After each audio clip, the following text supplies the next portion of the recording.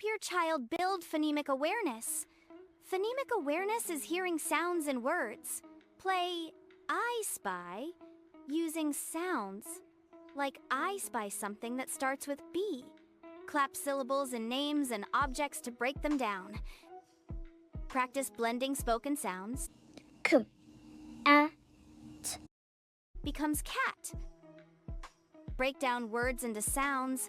Dog becomes d, a, g. Enjoy rhyming pairs games to identify similar sounds. Encourage children to create their own rhymes, even nonsense ones. Sort picture cards by their beginning sounds for recognition.